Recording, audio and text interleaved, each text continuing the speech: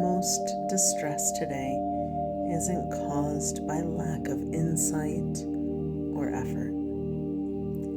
It's caused by chronic stimulation, constant self-management, and urgency without rest.